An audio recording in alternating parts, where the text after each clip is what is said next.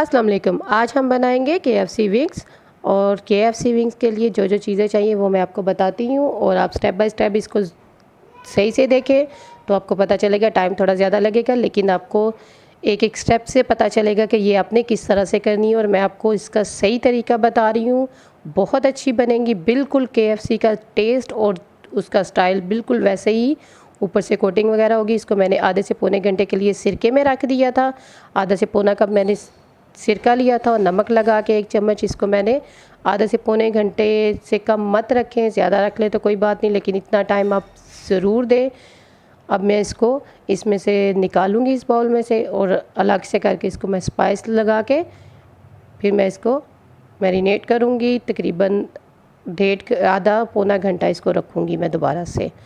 अब इसमें जो स्पाइस जाएंगे वो सबसे पहले इसमें जाएगी पिसी लाल मिर्च लें आप, उसके बाद नमक, सूखा धनिया, काली मिर्च और अंडा 1 अदद। गार्लिक जिंजर का पाउडर जाएगा, अगर नहीं तो आप दूसरा मत लें, पाउडर ही जाएगा, वरना अगर नहीं है तो रहने दें। और सिरका जाएगा इसमें दोबारा से थोड़ा सा। अब चले आए, मैं इसको इस पे सब कुछ स्पाइस लगाती हूँ, साथ साथ आपको बताती हूँ। नमक मैंने पहले से लगाया हुआ था, इसलिए 1 टीस्पून इसमें जाएगा। अगर उससे कम जाए तो वो भी ठीक है, लेकिन 1 टीस्पून जाएगा। उसके बाद ये देखिए जी, मैंने 1 टीस्पून लगाया, चम्मच बड़ा लेकिन लगाया मैंने 1 टीस्पून है। इसी ये 1 स्पून जाएगा, टेबल स्पून जाएगा मिर्च। स्पाइसी थोड़ी सी लग के, बहुत स्पाइसी नहीं होंगे लेकिन ये नॉर्मल होंगे। अगर बच्चों के तो बेशक स्पाइस कम कर लें। इसको 1 टेबल स्पून इसमें सूखा धनिया जाएगा। सिंपल यही सेम आप स्पाइस यूज़ करेंगे जो मैं बता रही हूँ। 1 टीस्पून जाएगी इसमें ब्लैक पेपर, और 1 अदद इसमें जाएगा अंडा। आम घर में जो स्पाइस होते हैं, कोई बाज़ार का कुछ मत लगाएं, ये जो मैंने बताया वही लगाएं। ये ½ टीस्पून मैंने गार्लिक और ½ टीस्पून ही मैंने जिंजर पाउडर लिया है। कोई बाज़ार के ऊपर इसके जो क्रम्स वगैरह मत लगाएं, कोई मसाला ना लगाएं, सिंपल यही लगाएंगे तो बहुत अच्छा सेम वैसा टेस्ट आएगा। सिरका बस इसको सिरके में जो आपने डिप करना है वो अच्छे से प्लीज़ करें इसको, उसका असल वही टेस्ट आएगा, बिल्कुल कोई खट्टा नहीं। मुझसे ये भी क्वेश्चन किया गया है कि जी ये खट्टा तो नहीं हो गया, बिल्कुल कोई ऐसे नहीं हो गया, कोई इसमें खटास नहीं आएगी, टेस्ट आएगा बहुत अच्छा सा। सिरका मैं इसको दोबारा से थोड़ा सा ज़रूर लगाऊंगी, क्योंकि ड्राई मैंने स्पाइस लगाए हैं तो थोड़ा सा इसको हल्का सा ये इसको वेट होना चाहिए थोड़ा सा इसमें मैरिनेशन के लिए। हल्की सी इसमें जो होगा, इसको भी मैं आधा से पौना घंटा के लिए रखने के बाद ये सिरका इसलिए थोड़ा सा डाल रही हूँ कि ज़रा अच्छे से इसकी कोटिंग जो मैंने ऊपर करनी है तो वो ठीक से हो जाएगी। चलें जी, इसको अच्छे से मैं हाथों से इसलिए निकाल रही, गर्मी है तो थोड़ी सी हाथों में जलन होती है, इससे ही मैं अच्छे से इसको मिक्स कर लूँगी। अगर आप हाथों से करना चाहें तो आप इसको हाथों से भी कर सकते हैं, लेकिन अच्छे से इसको मिक्स करना है। अब मैं इसको रखूँगी और उसके बाद नेक्स्ट स्टेप अब आपको बताते हैं। ये मैंने आधे से पौने घंटे रखने के बाद ये मैंने मैदा लिया है, तकरीबन 3 कप कॉर्नफ्लावर जाएगा इसमें। 1 हिस्सा कॉर्नफ्लावर का जाएगा और 3 हिस्से इसमें मैदा जाएगा। कॉर्नफ्लावर ज़्यादा हो जाना चाहिए, कम नहीं होना चाहिए। नमक दोबारा से इसमें मैं ऐड करूँगी, थोड़ा इस कोटिंग में भी स्पाइस होना चाहिए। नमक, मिर्च, काली मिर्च सेम वही चीज़ें मैं इसमें करूँगी, ऐड करूँगी। और ये देखें इसके ऊपर कितनी अच्छे से इसकी कोटिंग हो गई है।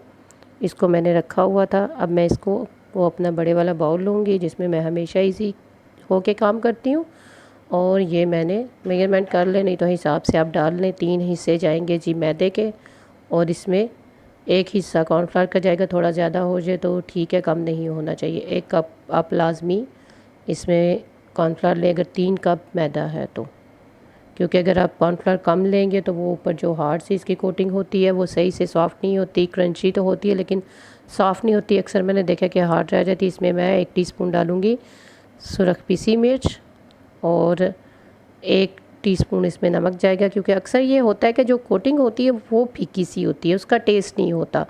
तो आप ऐसे बनाएंगे तो कोटिंग का भी अपना टेस्ट होगा, और अंदर से जो अलग से हम क्रंच खाते हैं उसका टेस्ट अच्छा सा आना चाहिए। मुझे तो वो क्रंच, मैं तो अलग से भी वो क्रंच बहुत मुझे अच्छा लगता है, और वो अगर फीका होगा तो फिर वो चीज़ नहीं आएगी। अब इसके ऊपर इसके अंदर डालें मैदे के अंदर, और इसको अच्छे से हाथों से, जैसे आप आटा गूंथते हैं इस तरह से आप इसको सही से मिक्स करें, इसके ऊपर कोटिंग करें इसकी कि अच्छे से ये लग जाए। ये देखें जी, दोनों हाथों का अच्छे से इस्तेमाल करें, इसको रब करें ऊपर इसके ऊपर। ये ऐसे देखें जी, मैं आपको कैमरे से टाइम लगा के बता रही हूँ कि मैं कटिंग मत करूँ ताकि आपको सही से समझ आए, क्योंकि असल यही टाइम है जो अच्छे से ये, अगर कोटिंग ना अच्छी हुई तो समझे ये नहीं सही बनेगा। ये देखें, इसको आपने एक्स्ट्रा रिमूव करें, हाथों से मत करें, बस हल्का सा इसको झाड़ लें। ये देखें जी इस तरह से। और ये मैंने स्टेप बाय स्टेप एक एक करके, एकदम से सारी मत निकालें, ऐसे हाथों से हल्का सा प्रेस करके, तो इसको ये जो एक्स्ट्रा होगा वो रिमूव खुद ब खुद हो जाएगा। और वो इसको, ये देखिए जी, ये मैंने आपको बता दिया कि इस तरह से आपने करना है। ये बाकी भी मैं सारी करूँगी इस तरह से, लेकिन उसके बाद मैं, ये देखिए जी, ये मैंने इसी तरह से हाथों से इसको प्रेस किया है, अच्छे से मसला है, रिमूव किया है। ये मैं आपको दिखा रही हूँ कैमरे से कि देखें प्लीज़, इसी तरह से सेम आपने करना है। अब इसके बाद मैं इसको दोबारा से, इसकी 2 कोटिंग होंगी, एक नहीं होगी, 2 दफ़ा हम करेंगे। एक दफ़ा में ये बिल्कुल ऐसे अच्छे से नहीं आएगा, सिर्फ ये इसके ऊपर जो हल्की सी इसकी कोटिंग होगी। अब दोबारा से मैं इसको सबको निकाल लिया मैंने।